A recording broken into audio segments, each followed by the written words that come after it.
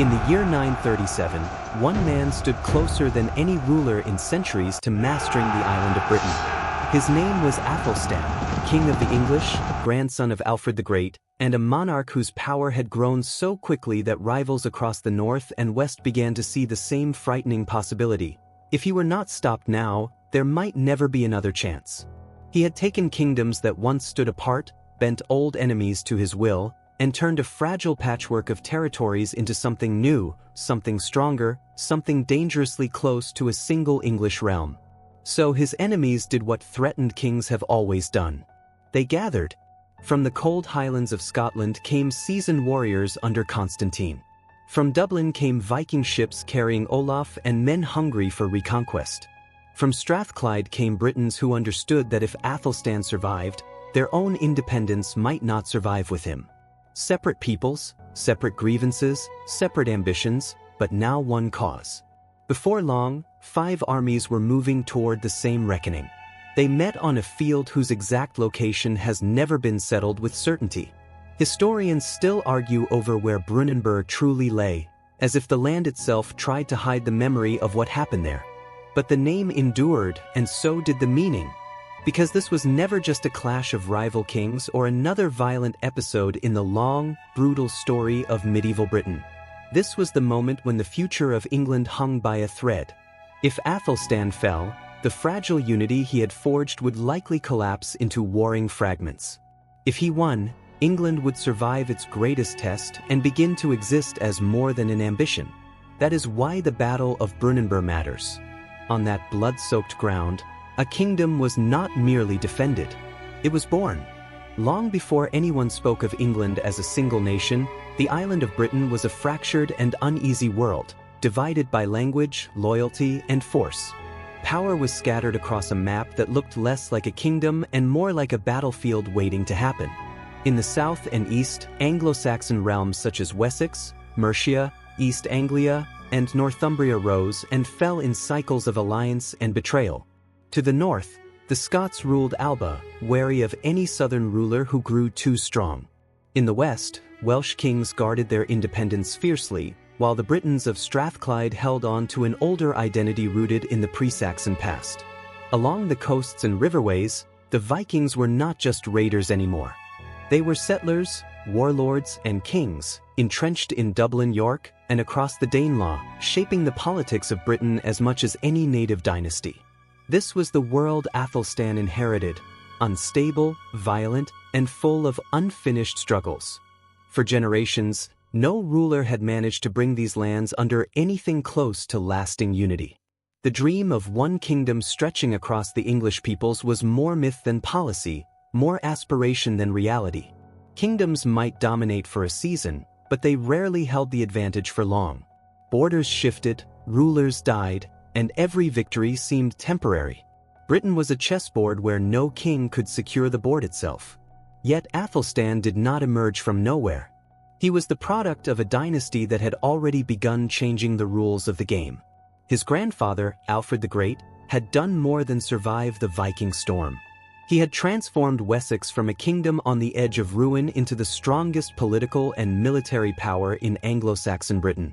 Alfred reorganized defenses, built fortified buzz, strengthened administration, promoted learning, and created the foundation for a more resilient state. He did not unify England, but he made unification imaginable. He turned survival into strategy. Then came Alfred's son, Edward the Elder, Athelstan's father. Edward continued that work with determination and discipline, pressing against Viking-held territories and extending West Saxon influence deeper into Mercia and beyond. If Alfred built the framework, Edward expanded it. He proved that Viking power in England could be pushed back, not merely endured. Together, grandfather and father created the conditions Athelstan would inherit: a stronger monarchy, a more organized military structure, and a political culture beginning to think beyond local kingship. But Athelstan was not content to preserve what had been handed to him. He wanted to complete something larger. Where Alfred had defended and Edward had advanced, Athelstan intended to finish the job. When he came to power in 924, he stepped into a moment filled with opportunity and danger. He had the bloodline, the legitimacy, and the military inheritance of a rising house, but he also understood a basic truth of power: momentum does not wait. If he hesitated, the patchwork would return. If he moved decisively, the map itself could change. And he did move decisively.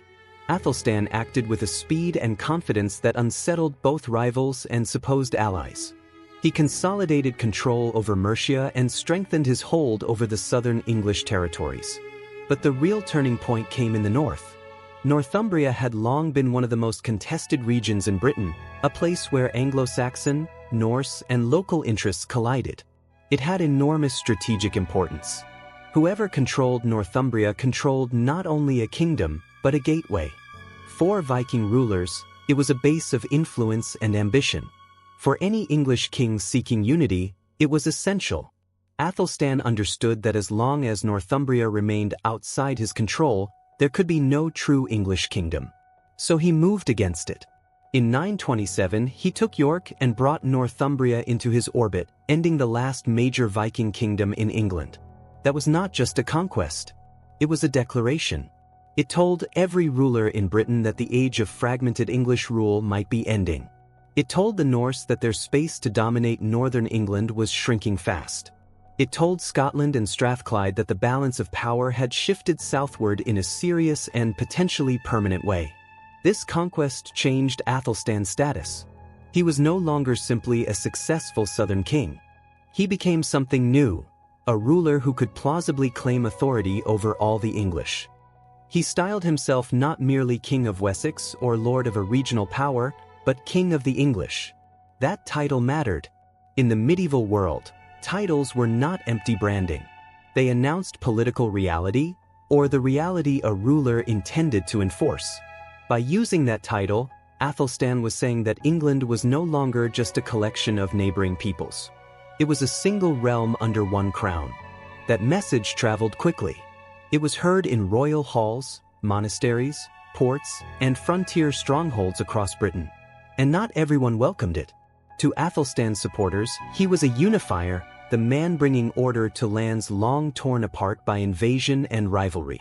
To his enemies, he looked like something more dangerous, a builder of empire. Every gain he made reduced someone else's room to maneuver. Every oath of submission he demanded from neighboring rulers signaled that his ambitions did not stop at old borders. The rulers around him had every reason to feel uneasy. Constantine II of Scotland had already been forced into humiliating submission. Welsh rulers were paying tribute.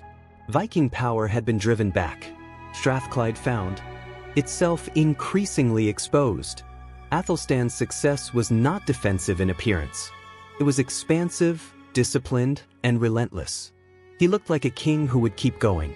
That is why Brunanburh did not emerge out of nowhere. It was the consequence of a new political order taking shape in Britain. For centuries, the island had functioned as a crowded arena of competing kingdoms.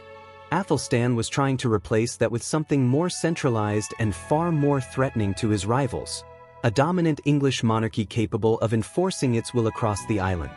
He was not just winning battles. He was changing expectations. He was redefining what power in Britain could look like.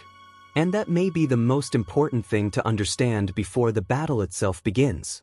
Athelstan did not simply inherit England. In many ways, he imagined it before it fully existed.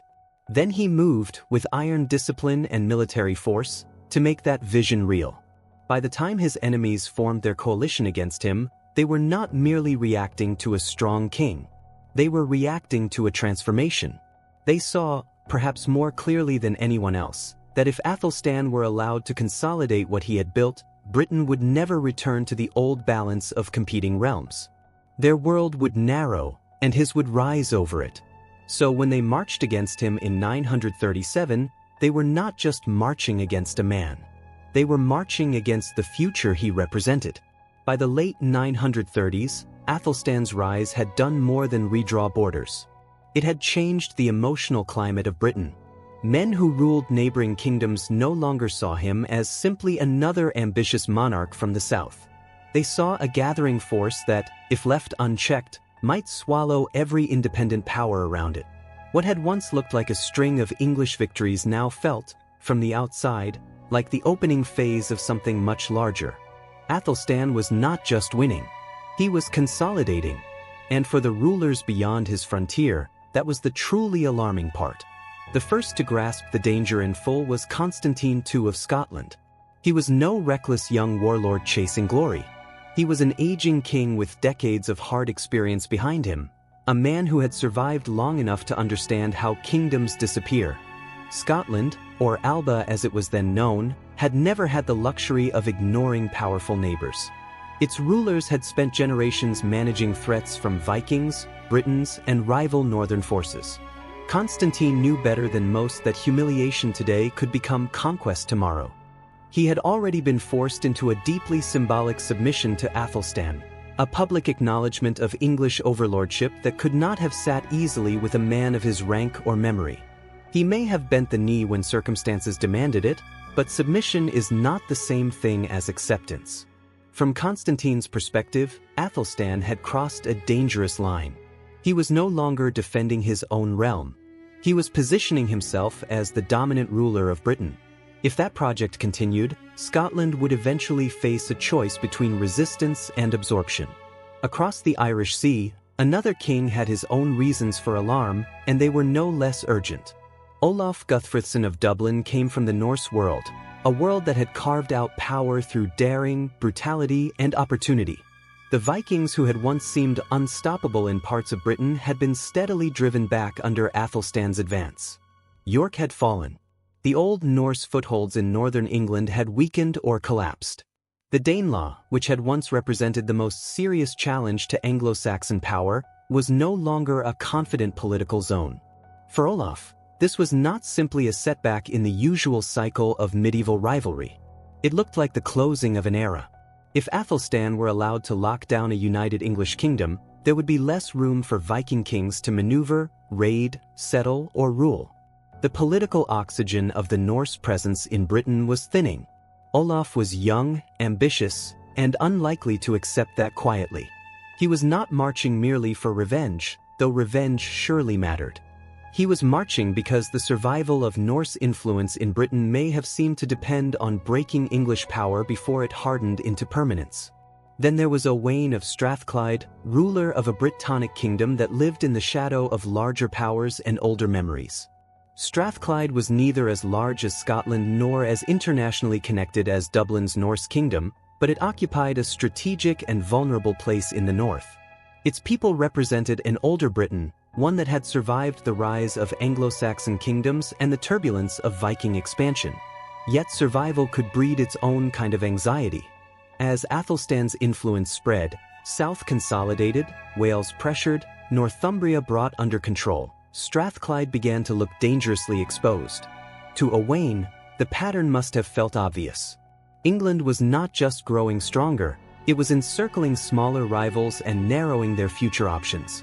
If Athelstan finished what he had started, Strathclyde could become the next target, another piece folded into an expanding order that had no room for independent border kingdoms. 3 kings, 3 different political traditions, 3 separate agendas. Constantine wanted to preserve Scotland's independence and recover lost dignity. Olaf wanted to restore Norse strength and reopen a future that seemed to be closing. Owain wanted to keep his kingdom from being slowly strangled by the rise of a stronger neighbor. They were not natural allies in any permanent sense. The Scots and the Norse had fought bitterly before.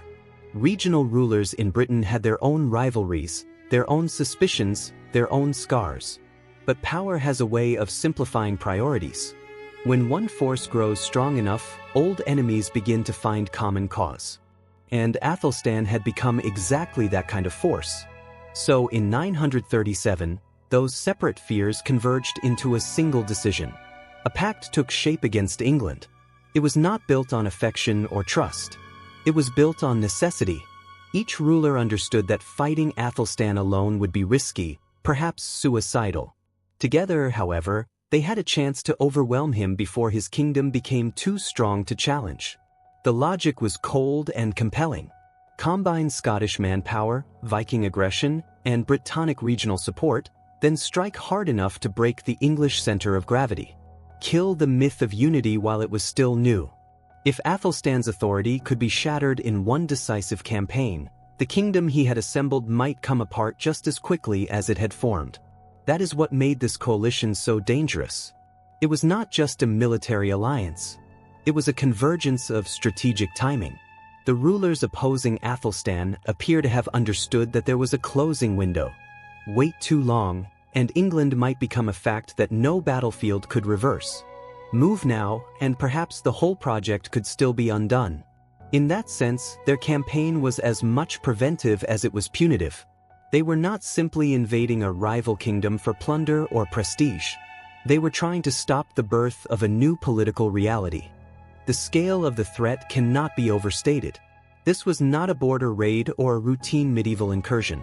It was the largest and most serious coalition ever assembled against Athelstan's England, and arguably the greatest external challenge the young English kingdom had yet faced. For the first time, the full weight of Britain's major anti-English forces seemed to be moving in rough alignment. That alone would have been enough to rattle any ruler. But these were not symbolic enemies. Constantine brought seasoned warriors. Olaf brought hardened Norse fighters with a reputation for shock and violence. Owain added regional strength and geographic leverage. If they could enter English territory in force, they might not just win a battle. They might fracture the entire political framework Athelstan had spent years building. Word of the alliance and the invasion reached Athelstan in time, but that did not make the danger any less severe. He understood what was coming. This was not the kind of threat a king could absorb at the margins. If the coalition marched deep and drew support from unrest or opportunism along the way, England could be thrown into crisis. Athelstan responded the only way a ruler in his position could: quickly, decisively, and at national scale. He called his banners. From Wessex, Mercia, East Anglia, and the territories he had recently brought under control, men were summoned to arms. Lords gathered their retainers. Local forces joined professional household troops. Veterans marched beside men whose fathers might once have fought on opposite sides. The political achievement of Athelstan's reign was now being tested in military form. Could these different regions act as one kingdom when it mattered most? As the coalition began its movement south, Athelstan moved to meet it. There would be no passive waiting, no hope that distance or weather might break the enemy alliance. He knew the stakes too well for that. If this invasion was allowed to burn through the heart of England unchecked, confidence in his rule could weaken, alliances could fray, and the aura of inevitability around his kingship could collapse. He needed to confront the threat directly. And so the stage was set. On one side stood the most powerful coalition ever formed to crush English unity. On the other stood the king who had done more than anyone to create that unity in the first place. The armies had not yet collided, but the meaning of the campaign was already unmistakable. This was no longer a contest over tribute, pride, or a disputed frontier.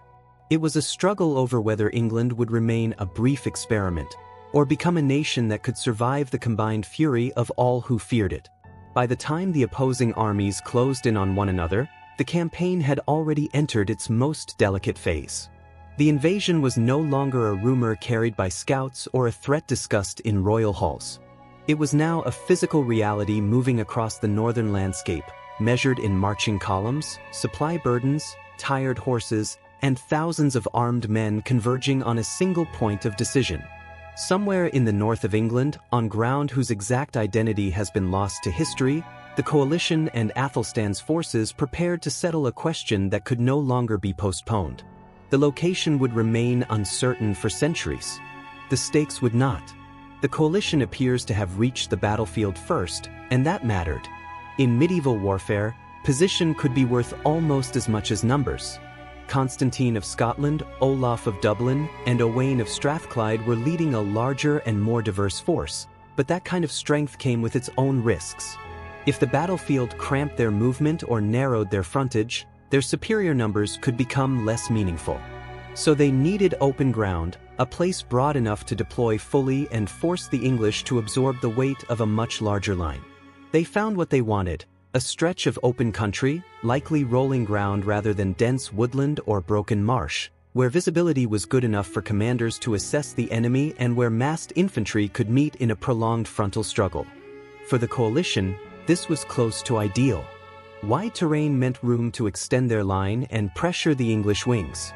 Gentle elevation, if they held it, could force Athelstan's men to advance uphill into a waiting wall of shields and spears. The open field also favored confidence. There would be no excuse, no hidden obstruction, no cramped choke point the English could use to neutralize the coalition's advantage. If numbers, momentum, and aggression were going to decide the day, this was the sort of ground where those qualities could matter most. But choosing a battlefield is not the same as solving a battle. That night, the coalition commanders had to make their strength coherent. Their alliance was dangerous precisely because it was large, but large alliances are often fragile. Constantine was older and likely the most politically seasoned of the three. He understood caution, patience, and the value of forcing the enemy to commit first. Olaf, by contrast, seems to have embodied the more aggressive Norse instinct for decisive collision. He had crossed the Irish Sea for a reason, and men like him did not usually come south looking for a measured stalemate. He would have wanted pressure early, before the English could settle into the kind of disciplined defensive posture that Athelstan's veterans knew how to maintain. Owain stood somewhere between those instincts, less powerful than the other two perhaps, but deeply invested in preserving unity. Because the coalition's greatest strength, its combined weight, could easily become its greatest weakness if the commanders disagreed at the wrong moment. In the end, their plan did not require brilliance so much as discipline and commitment. Use the wider field. Form a great line. Let the English absorb the first shock. Grind them. Stretch them. Keep pressing until some part of the line gave way. Once a crack appeared, the coalition's numerical superiority could do the rest. It was a straightforward strategy, built less on elegance than on mass and sustained pressure. They believed they had the men for it, and perhaps they believed the English kingdom itself was still too new to withstand a truly punishing test. Across the field, Athelstan faced a very different set of realities. He was not commanding a coalition of temporary convenience, but his army was hardly simple. It was drawn from territories that had not long before been rivals, and in some cases recent enemies. Men from Wessex stood alongside Mercians. Warriors from recently subdued Northumbria marched under the same broader cause as the men who had helped bring Northumbria under English control. Local levies, men called from farms and towns, stood behind professionals who had served in repeated campaigns and understood the brutal mechanics of close infantry combat. On paper, this diversity could look like a vulnerability. In practice, Athelstan needed to turn it into his greatest strength. He did that by leaning into the one military language all of them could understand, the shield wall. There was nothing exotic about it. No grand tactical innovation, no attempt to dazzle the enemy with maneuver. The English answer to a larger invading force was the same answer that had preserved Anglo-Saxon power through earlier crises. Lock shields, hold formation, trust the line, and outlast the enemy's will. That choice tells us a great deal about Athelstan. He seems to have understood that on a day like this, complexity could become chaos. What he needed was something psychologically stable, something his men could believe in under extreme pressure. The shield wall was not just a formation. It was a promise. Stay in line, and the kingdom stays alive. So the English were arranged with care. The center was the heart of everything. That was where Athelstan placed his most reliable household troops, the hard core of the army, men whose loyalty and experience had been tested in earlier campaigns. On a battlefield like this, the center could not collapse. If it held, the wings had time to fight. If it broke, the entire structure might unravel in minutes. Athelstan's brother Edmund, still young but already battle-proven, was entrusted with one wing. Other trusted leaders held the rest.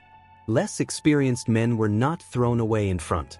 They were layered behind the more hardened warriors, ready to reinforce, replace, and maintain depth as casualties mounted. This was not the posture of a reckless king. It was the deployment of someone expecting a long, punishing contest and preparing for endurance rather than spectacle. And endurance was exactly what the English would need. If the coalition was betting on numbers and pressure, Athelstan was betting on cohesion. His army may have been smaller, but it had one crucial advantage: a singular chain of command and a singular political purpose. The coalition was united by shared fear of England. The English were united by the need to prove England was real. That difference mattered. A temporary alliance can be deadly in the opening hours of battle. But if the fight becomes prolonged, identity and internal trust begin to matter more and more. Athelstan's men were not just defending a ruler. They were defending the thing his reign had created. As darkness settled over the field, both camps entered the long, uneasy pause before battle. Fires would have flickered across the landscape, scattered points of orange in the cold gloom. Armor was checked. Spear shafts were gripped, tested, repositioned. Leather straps were tightened on shields that might need to survive repeated impacts the next day. Men prayed in low voices, some to the Christian God, others perhaps with older half-remembered habits still lingering beneath official belief. There is always a strange intimacy in the night before battle. Thousands of men sit close to one another, knowing that by the next evening many of them will be dead, yet ordinary gestures continue. A final meal, a quiet word, a glance toward the enemy fires, a private calculation no one speaks aloud. On the English side especially, the night must have carried a special tension. These men knew they were facing a larger force. They knew that if they failed, this would not be remembered as merely a lost battle. It could become the collapse of everything their king had built. Yet that very pressure may also have hardened them. There are moments in history when people begin to understand that they are standing inside something larger than themselves, and this seems to have been one of those moments. The army assembled under Athelstan was not a random collection of regional troops anymore. By necessity, it had become a single instrument. Then morning came. The darkness thinned. The cold gray light spread across the field. Officers shouted men into place. Shields lifted. Banners snapped in the wind. The coalition formed at one end of the battlefield, broad and imposing, a line built to smother and surround. Opposite them, the English ranks took shape with less width but greater density, locked and deliberate. Between the two forces stretched a strip of open ground that would soon disappear beneath blood, broken weapons, and bodies. That first sight must have told each side exactly what kind of day lay ahead. The coalition could see an enemy outnumbered but disciplined. The English could see the sheer scale of the alliance assembled against them. There would be no maneuvering around the truth now. Everything had narrowed to formation, nerve, and the ability to hold when flesh and iron finally met. Before the first horn sounded, the battle had already declared its terms. The coalition would trust mass. The English would trust order. And on that uncertain ground, one of those ideas was about to be broken. When the waiting finally ended, it ended all at once. The field that had sat in tense silence through the early morning now came alive with movement, noise, and intent. Horns sounded across the open ground. Drums answered them.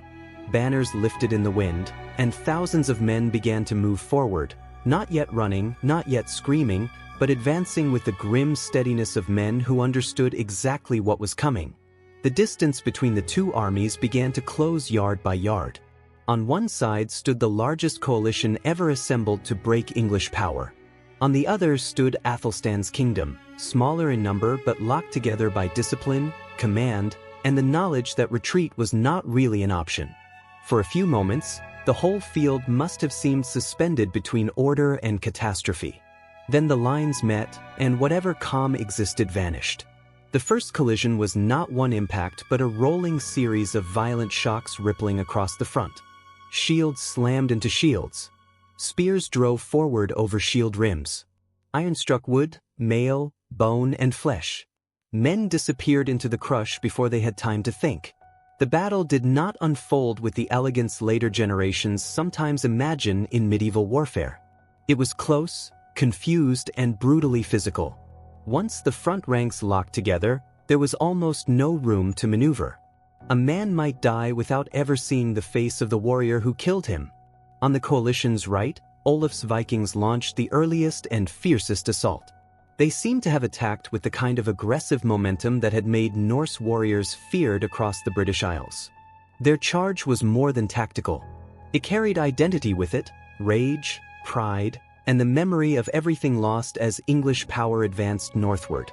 They crashed into the English left with savage force, trying to break the line before the battle settled into a longer contest of endurance. Axes rose and fell. Spears struck through gaps. Men shouted in languages the enemy barely understood, but the meaning was obvious enough. The Vikings wanted collapse, and they wanted it fast. The English left bent under that pressure but did not break. That distinction mattered more than anything in the opening phase. Athelstan's men gave ground where they had to, absorbed the shock, and kept the shield wall intact. The professional corps held its shape while the rear ranks fed fresh weight into the line. Every time a Viking warrior pushed too deep, he risked being trapped, dragged down, or cut apart by men fighting shoulder to shoulder for survival. The coalition had expected numbers and fury to produce immediate results. Instead, they found themselves colliding with a structure that absorbed violence and answered it with grim persistence. In the center, the Scottish advance under Constantine came on with a different character. If the Vikings hit like a hammer, the Scots pressed like a tightening vice. This was not reckless bravery. It was veteran pressure, disciplined and sustained. Constantine's men had fought hard wars of their own and knew how to maintain a line under punishment. Their goal was straightforward and deadly: drive into the English center, force Athelstan's corps backward, and tear the army in half. Since Athelstan himself stood there with his household troops, the center was not merely a tactical position. It was the symbolic and political heart of the battle. When those two central masses met, the contest became almost unbearable in its intensity. The front ranks shoved and strained with all the force their bodies could give. Men gasped for breath in a crush so tight they could barely raise their arms. Spears thrust over shoulders from the second and third ranks. Axes hooked down on shields, trying to wrench them aside. Blades found openings in necks, faces, thighs, and ribs. Once a warrior fell, the line behind him had to close instantly or a gap would open. There was no real pause, no clean break, no chance to recover. It was a prolonged test of endurance measured in inches and bodies. On the English right, Edmund faced Owain's forces in a fight that was no less important just because it stood farther from the king's banner. Edmund was young, but he seems to have fought with the urgency of someone who understood what this day would mean for both his brother and the kingdom they were trying to defend. Owain's men pressed hard, hoping to turn the English flank, roll inward, and help collapse the line from the side. For hours, the struggle there appears to have surged back and forth in short, brutal bursts.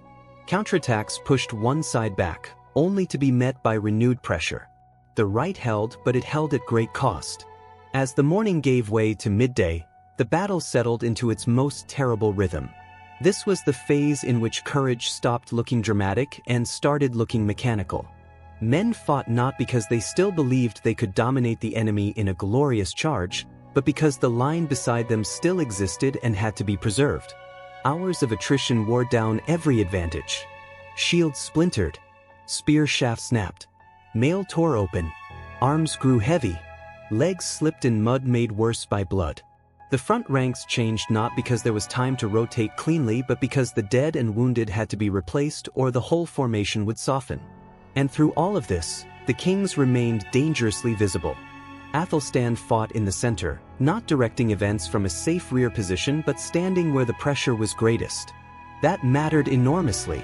Men in desperate battles often fight less for abstract strategy than for what they can see. To see their king still present, still shouting, still striking at enemies who broke too close, would have stiffened the English center again and again. Constantine did much the same for the Scots. Even in old age, he appears to have fought near the front, trying to sustain momentum and prove that Scotland had not marched south merely to posture. This was not a battle of distant commanders. It was personal, immediate, and politically naked. For much of the day, the result remained uncertain. That is one of the most important things to remember. Brunanburh was not a quick English triumph disguised later as a heroic epic. It was a hard, grinding contest in which either side might plausibly have broken first. The coalition had numbers and energy. The English had discipline and cohesion. For hour after hour, those strengths canceled each other out in a field-wide deadlock that consumed men at a horrifying rate.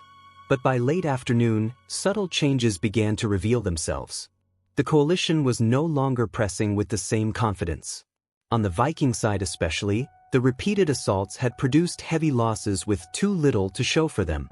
Their attacks grew less decisive, less full of conviction. The English left, instead of unraveling, was still there. In the center, Constantine's men had fought bravely, but they had not driven Athelstan back. On the contrary, the English corps was proving harder to exhaust than expected.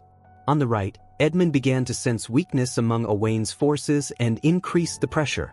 What had once looked like coordinated coalition weight was starting to fray into separate struggles, each one bleeding strength. Athelstan saw the shift. That may have been the decisive act of the entire day, not merely his courage, but his judgment. A weaker commander might have stayed locked in defensive success, satisfied to survive until nightfall. But survival was not enough. If the coalition disengaged in decent order, it might fight again. Athelstan appears to have understood that the enemy was reaching the point where pressure could become panic. So he changed the battle. Instead of merely absorbing the attack, he ordered the line forward. That sudden English counterattack transformed the field. Men who had spent hours bracing and resisting now surged into the enemy with all the stored violence of a line that had held too long and suffered too much. Weak points in the coalition front widened under the shock. On the Viking side, the collapse came fast. Edmund's pressure and the renewed English advance combined to hit them at the worst possible moment. Their line broke apart. Once formed cohesion disappeared, Viking courage could no longer produce victory. It could only produce isolated pockets of resistance. Some fought to the death. Others turned and ran. The collapse on one part of a medieval battlefield rarely stays local.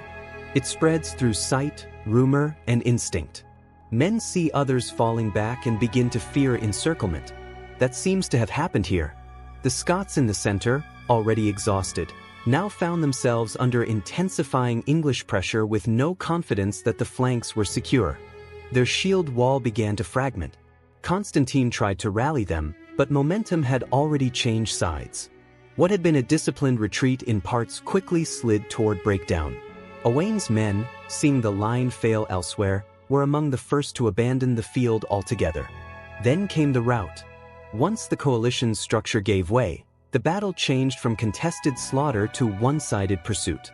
English warriors, exhausted but now carried by the certainty of victory, cut down fleeing enemies across the field. Olaf escaped with part of his following, but only after seeing his army shattered.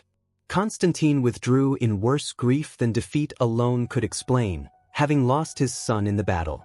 The coalition that had come south to destroy English unity was leaving in fragments, its ambition broken in open view of the men it had failed to crush. By the time the killing ended, the field belonged to Athelstan. The victory was not narrow, not ambiguous, and not easily dismissed. England had faced the strongest alliance ever assembled against it and had survived the test in the most convincing way possible, by outlasting, then breaking, a larger invading force. That mattered beyond the immediate military result. On that field, the English army had proven itself to be more than a collection of recently joined territories. It had fought as one body under one king for one political future.